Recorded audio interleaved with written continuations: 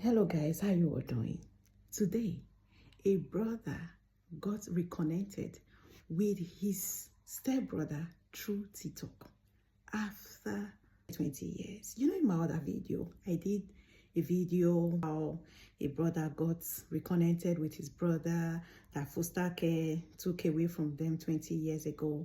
This time around, these ones are actually stepbrothers, and you won't believe the way this whole thing ended. Like, it took a different turn entirely.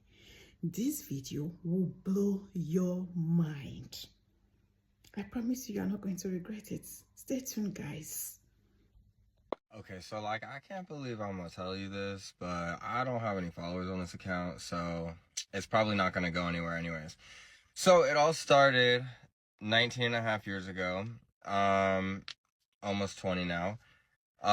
My biological father and my mom had split up, and he was with this girl named Rebecca, and together they had a child.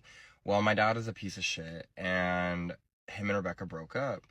Well, me and my little brother were getting older, and Rebecca didn't want my little brother to know that I was his brother.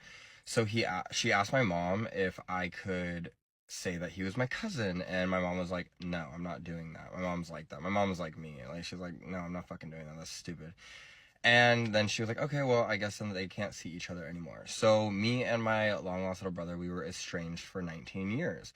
Fast forward to last October, I happened to come across his TikTok, and I reached out to him, and we clicked instantly. Like, we are the exact same person, which is a problem because I fucking hate myself. And so, like, I didn't realize that I would hate the second version of me too. And I was living in Tennessee, and I met him, and I was like, you know what I'm gonna do? I'm gonna pack up everything and I'm gonna move back to California, and my grandparents are gonna let me move in there to their house because I found my long lost little brother, something that took everybody else 19 years to do. Nobody was even looking for him. I was looking for him. I started my whole entire social media back when I was 8 years old on MySpace to look for my little brother. And then along the road, after all these years, like, it wasn't such an intense search anymore. But, I always had in the back of my mind, if I found my little brother, like, that would be really cool. So I did find him, right? And I packed up all my stuff in Tennessee and I went to California. Well, I don't know if I was just delusional and completely forgot the relationship that I had with my grandparents. They basically raised me. They're like my parents. My parents are kind of like my kids type beat. And they were not having it. They were like, "No, you cannot live here. I give my grandma high blood pressure, apparently. We're just Italian and we get in arguments, and she just doesn't embrace her Italian heritage, so she doesn't like to argue because she says it gives her high blood pressure." Besides the point.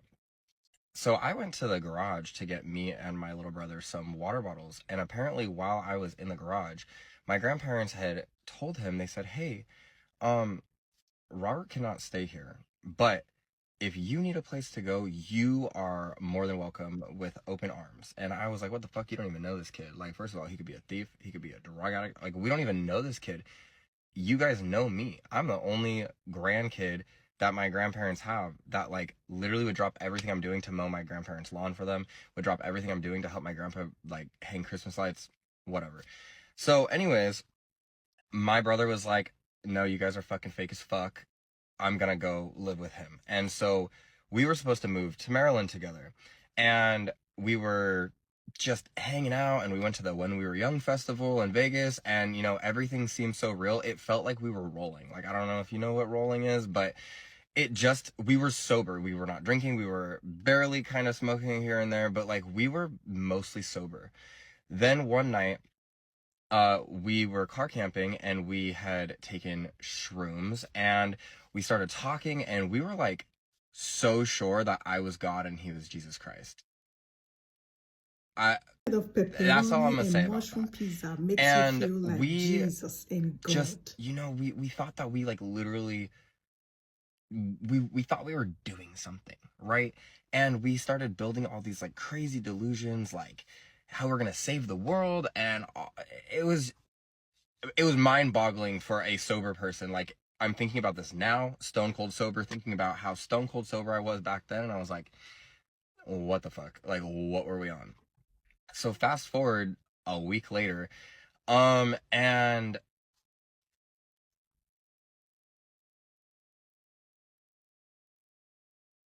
I don't even know how. I don't even know. I don't even think I should post this. Long story short is he had said maybe we should